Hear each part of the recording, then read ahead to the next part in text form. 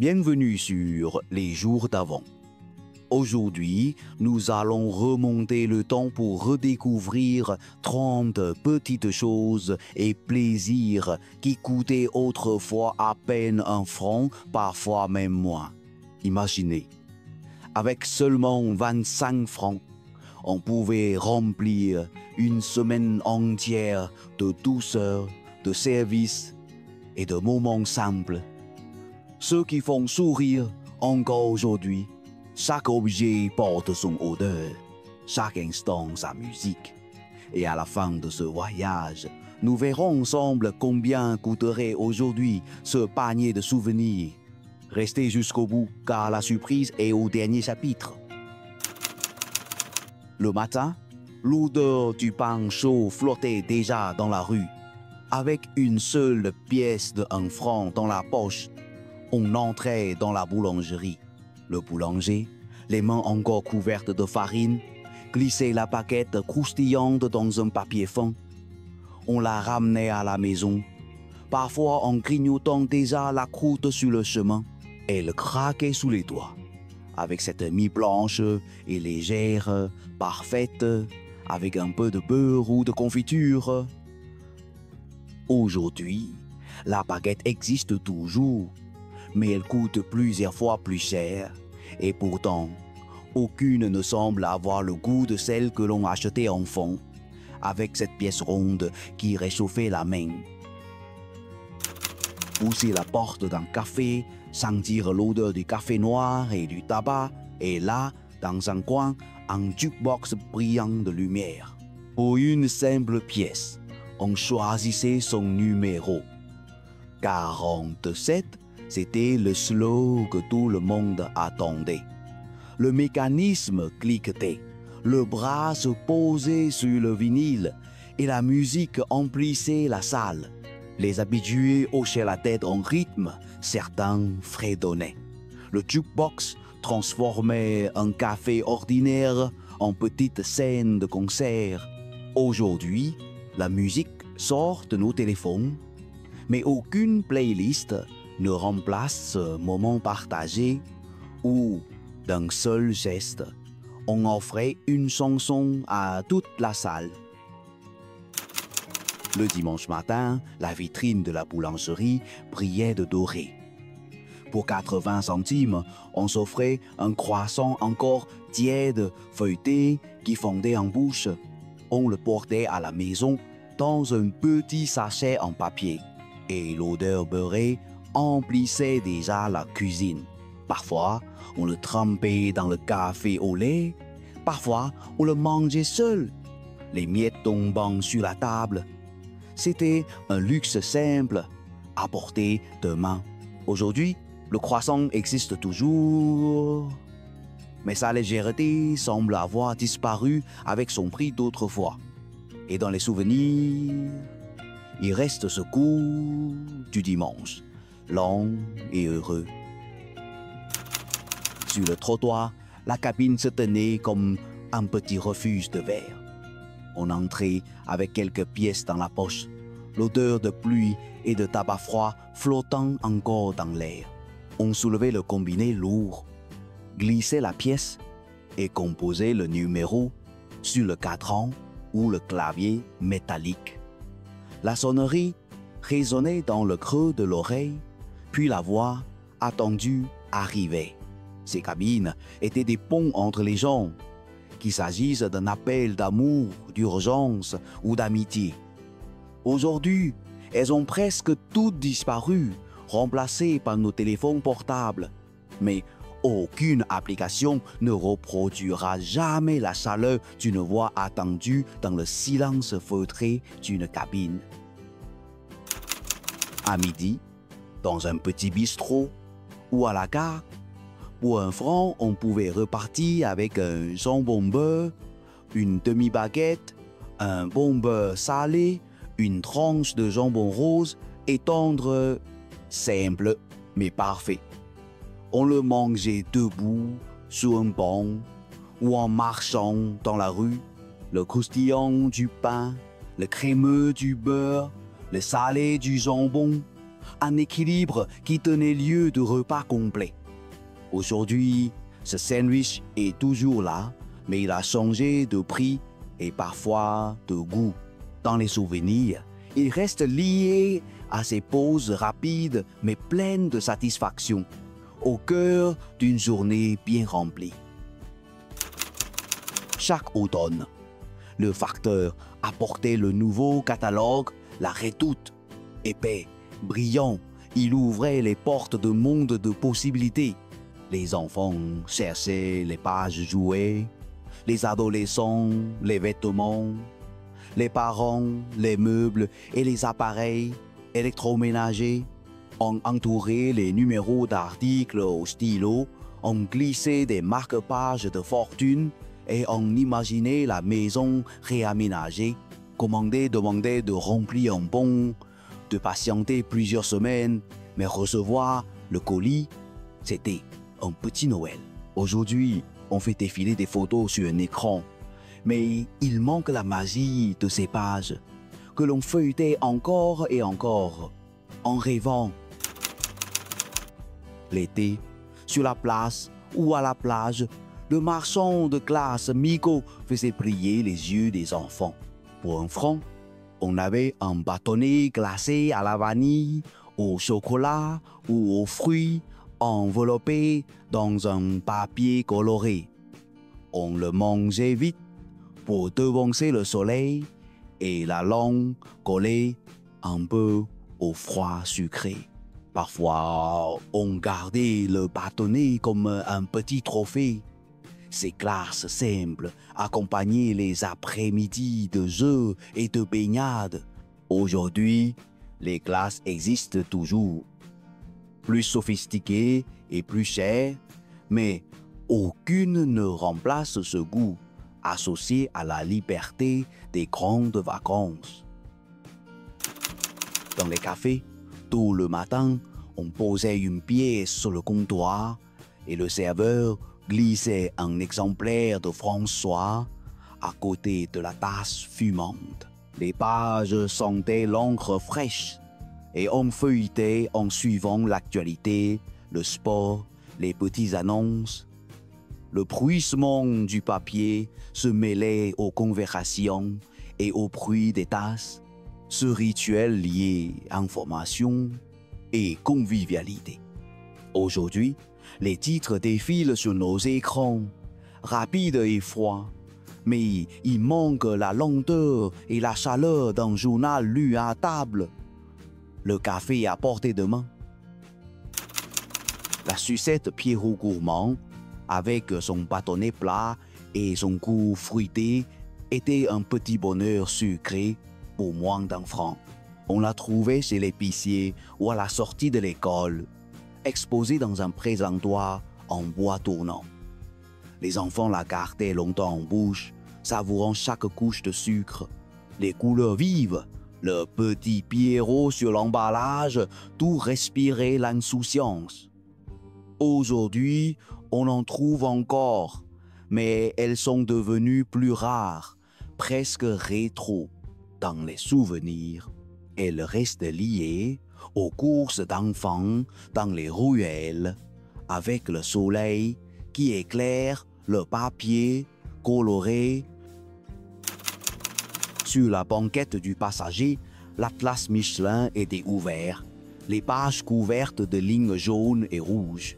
On traçait au feutre la route des vacances, on entourait les aires de pique-nique, on repérait les petites routes vertes, promesses de paysages.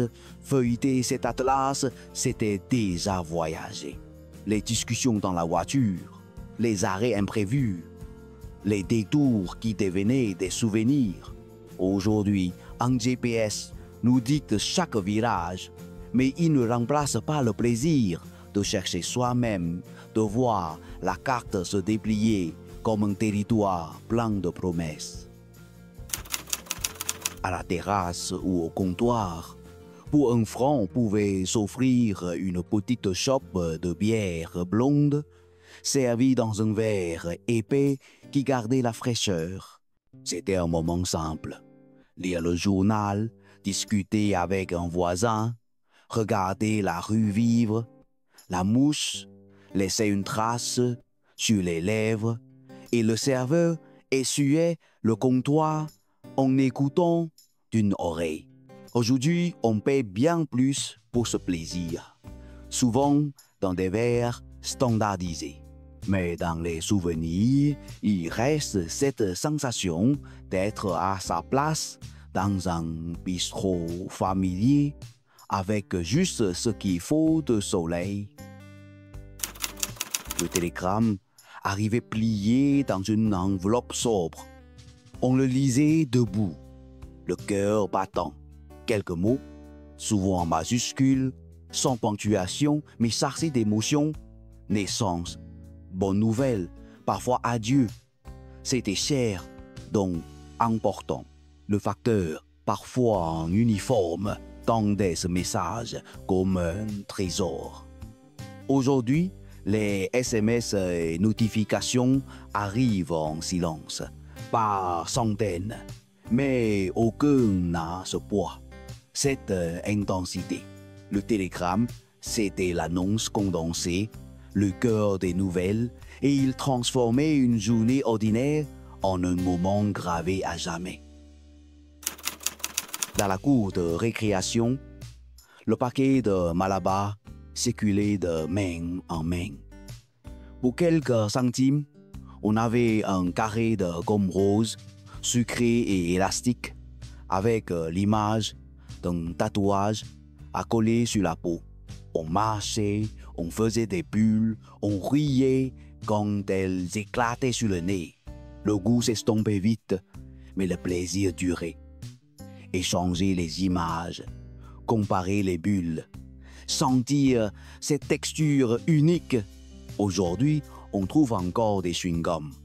Mais le Malabar garde cette aura d'enfance, de liberté et de petits plaisirs qu'on partageait sans compter.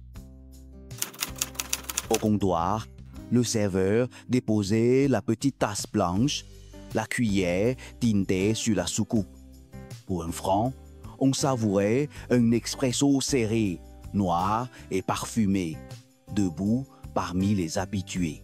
La première gorgée réveillait, réchauffait, autour, ça discutait politique, sport, météo. Le café n'était pas un simple breuvage, c'était un lien social, un moment pour s'ancrer dans la journée. Aujourd'hui, il coûte bien plus et on l'emporte souvent dans un gobelet pressé, mais rien ne remplace la chaleur de ce petit noir bu au comptoir entouré de voix familières. Avant les paiements électroniques, réglés par carte, passer par un geste précis, insérer la carte dans l'emprunteur, poser les feuilles avec le carbone, faire glisser le chariot d'un coup sec. Le bruit métallique marquait la transaction. On signait à la main, on échangeait un sourire avec le commerçant.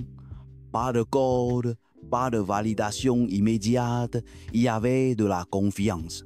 Aujourd'hui, tout est rapide, silencieux, mais impersonnel.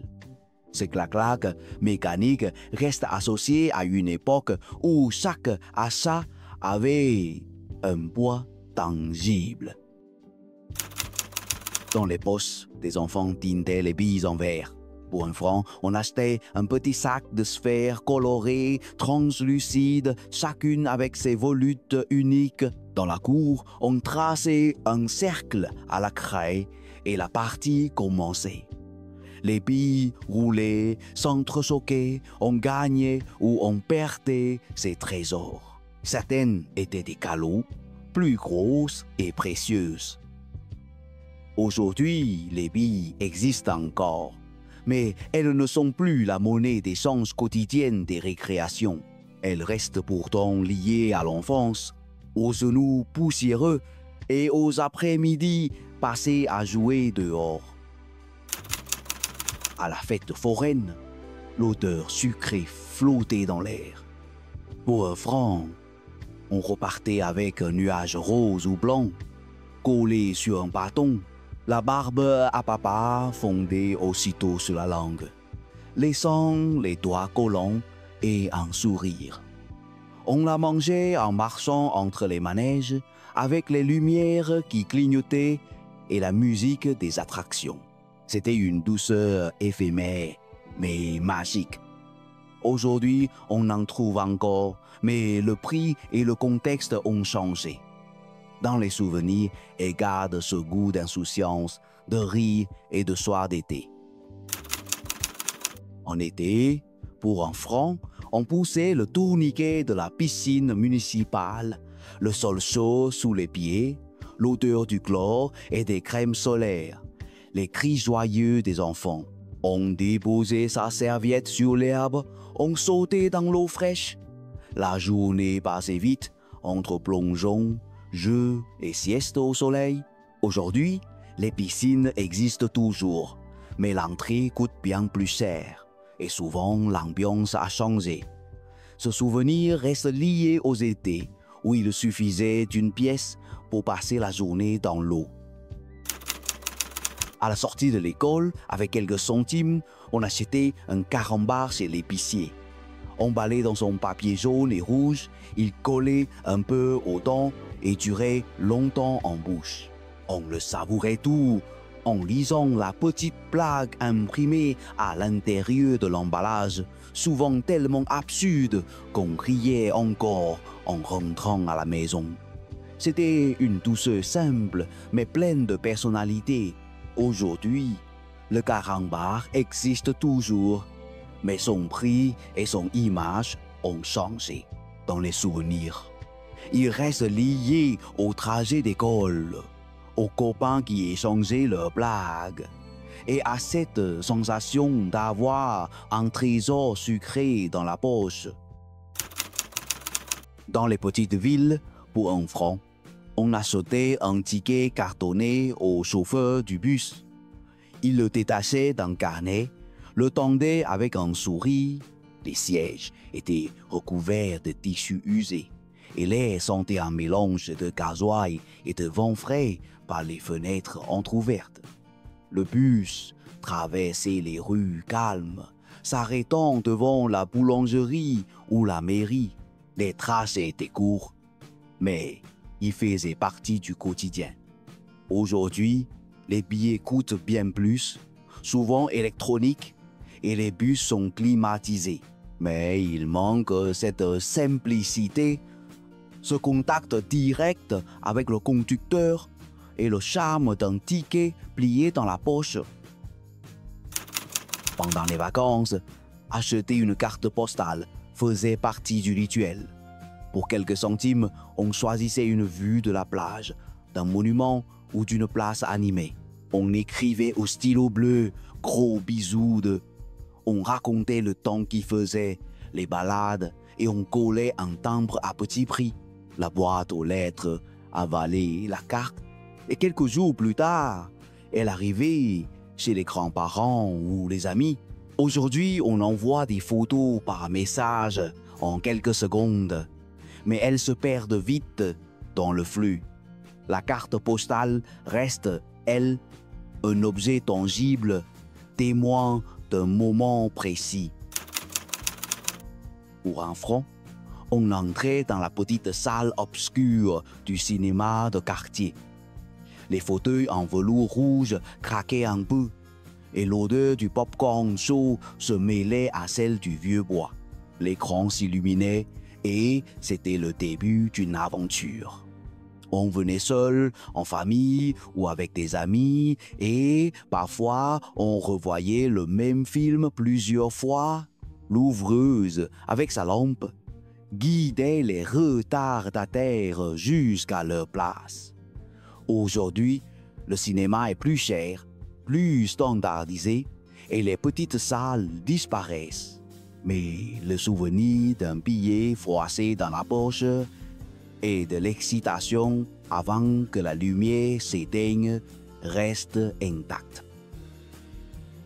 Le matin, avec une pièce, on entrait dans la boulangerie qui embaumait le beurre et le sucre. Pour un franc, on repartait avec un pain au chocolat encore tiède. la pâte feuilletée craquante et les parts de chocolat fondantes à l'intérieur. On le croquait en marchant vers l'école ou en rentrant du marché. Ce goût simple et généreux marquait le début d'une bonne journée. Aujourd'hui, il coûte plusieurs fois plus et parfois le chocolat est remplacé par une pâte industrielle. Mais dans la mémoire, il reste lié à la chaleur de la boulangerie et au sourire de la boulangère. Pour quelques centimes, on achetait un timbre à la poste. On le léchait, le collait sur l'enveloppe soigneusement adressée. Et on glissait la lettre dans la boîte jaune. Écrire prenait du temps. Choisir ses mots, relire, plier la feuille. L'attente faisait partie du plaisir.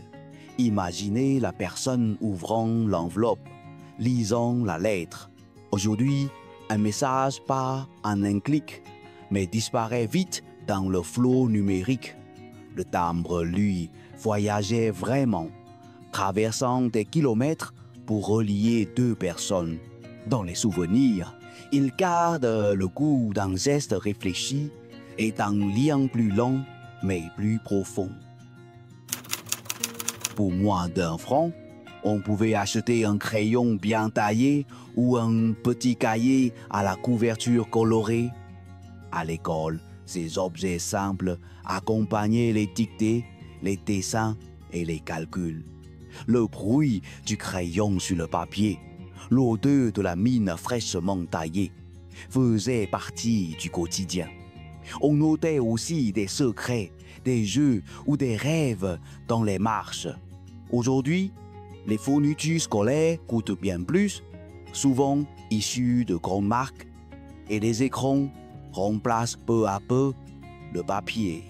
Pourtant, le souvenir d'un cahier neuf, prêt à être rempli, garde un charme intact.